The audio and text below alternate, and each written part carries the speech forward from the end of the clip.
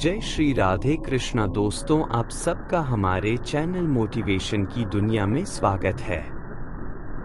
श्री कृष्ण कहते हैं, जब मनुष्य अपनी ही छवि को बाहरी दुनिया में तलाशता है तो वह कभी भी सच्चा सुकून प्राप्त नहीं कर सकता। सच्चा ज्ञान तब आता है जब व्यक्ति स्वयं को समझने के लिए भीतर की यात्रा करता है, ना कि दूसरों को सिद्ध करने में लगा रहता है कि वह क्या है। महाभारत में अर्जुन भी इसी द्वंद्व में था। वह सोच रहा था कि लोग उसे क्या कहेंगे, समाज उसे कैसे देखेगा, उसके अपने उसे क्या कहेंगे। लेकिन श्री कृष्ण ने उसे समझाया कि जब तक वह अपने आत्मा की सही प्रकृति को नहीं समझेगा तब तक वह सही निर्णय नहीं ले पाएगा। यह संसार हमें अपनी सोच और भावनाओं के आधार पर जज करता है, लेकिन हमारी असली पहचान उससे परे होता है। हमारा पूरा जीवन इसी में निकल जाता है कि हम दुनिया को समझा सके कि हम कौन हैं और हम क्या कर रहे हैं और हमारी नीयत क्या है।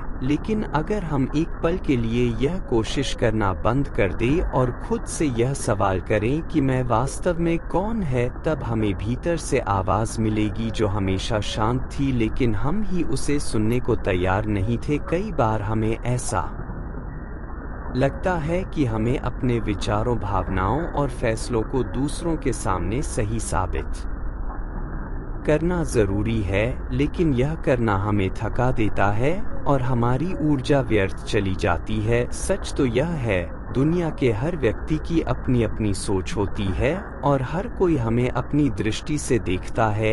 किसी के लिए हम सही होंगे तो किसी के लिए गलत, लेकिन इन सब के बीच अगर हम खुद को ही ना समझ पाए तो फिर हमारे जीवन का उद्देश्य ही अधूरा रह जाता है। शांति तब मिलती है जब हम बाहरी दुनिया की अपेक्षाओं से परे जाकर हम यह समझते हैं कि हमारी आत्मा का असली स्वरूप क्या है। इसका एक सुंदर उदाहरण समुद्र की लहरों से लिया जा सकता है। समुद्र की ऊपरी सतह पर जब तेज हवाएं चलती है तो लहरें ऊंची उठती है, उग्र हो जाती है, लेकिन तुम अगर समुद्र की गहराइयों में जाओ तो वहां सिर्फ शांति होती है। ठीक उसी तरह तुम दुनिया की धारणाओं और विचारों से प्रभावित होते रहोगे तो तुम्हारा मन भी लहरों की तरह अशांत रहेगा। लेकिन जैसे ही तुम अपने भीतर झांकोगे, अपनी आत्मा को समझने लगोगे, तो जीवन के हलचल के बीच भी तुम्हें एक असीम शांति का अनुभव होगा। श्री कृष्ण यही समझाते हैं कि ज्ञान का सबसे बड़ा स्रोत बाहर नहीं, हमारे भीतर है। जब अर्जुन ने संसार की चिंताओं से ध्यान हटाकर खुद को समझने की कोशिश की तब उसे अपने जीवन की दिशा स्पष्ट नजर आने लगी। इसी तरह जब हम खुद को समझने बैठते हैं तो हमें अपनी कमजोरियां भी दिखती है और असली ताकत भी हमें पता चलता है कि किन चीजों के पीछे भागना व्यर्थ है और क्या वास्तव में हमारे जीवन के लिए आवश्यक है। इसलिए अपने जीवन को दूसरों को समझाने में मत बिताओ, खुद को समझो और जो भी तुम हो उसे पूरे विश्वास के साथ स्वीकार करो। जब तुम खुद को समझ लेते हो तो दुनिया को समझाने की जरूरत ही नहीं पड़ती, क्योंकि तुम्हारी शांति और संतोष ही तुम्हारी पहचान बन जाते हैं। श्री कृष्ण कहते हैं, जीवन में हर दुख, हर पीड़ा और हर संघर्ष एक गहरे अर्थ के साथ आता है। जब हम कठिनाइयों से गुजरते हैं तो हमें लगता है कि यह सब हमारे लिए असहनीय है, लेकिन वास्तव में वही कठिनाइयां हमें भीतर से सबसे ज्यादा मजबूत बनाती है।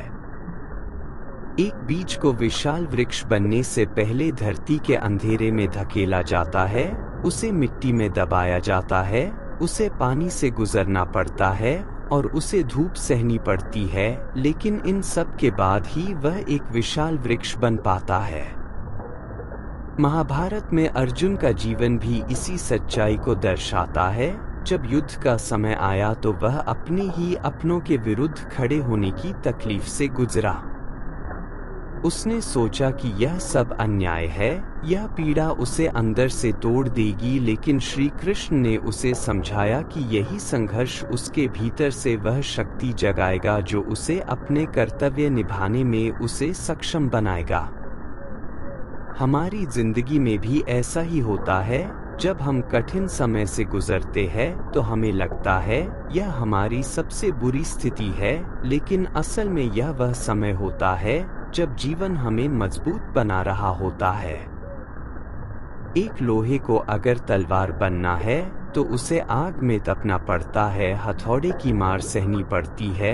अगर वह इन तकलीफों को झेलने से इनकार कर दे तो वह कभी तलवार नहीं बन सकता। इसी तरह जो तकलीफ आज हमें दुख देती है वही आने वाले समय के लिए हमें मजबूत बनाती है। तुमने कभी सोचा है कि जब कोई इंसान पहली बार दौड़ने की कोशिश करता है तो उसे कई बार गिरना पड़ता है, लेकिन वही गिरना उसकी टांगों को मजबूत बनाता है, उसके संतुलन को सुधारता है और अंततः उसे तेज धावक बना देता है। यदि वह गिरने से डर जाए और वह कोशिश ही ना करें तो वह कभी चलना ही नहीं सीख पाएगा। श्री कृष्ण हमें यही सिखाते हैं कि जीवन की कठिनाइयाँ सिर्फ हमें दुख देने नहीं आती, वह हमें सिखाने और मजबूत बनाने के लिए आती है। जब द्रौपदी का अपमान हुआ तो वह जीवन का सबसे बड़ा दुख था। उसी अपमान ने उसे इतना शक्तिशाली बना दिया कि वह धर्म की रक्षा के लिए श्री कृष्ण का आवाहन कर सकी और महाभारत युद्ध की नींव रखी।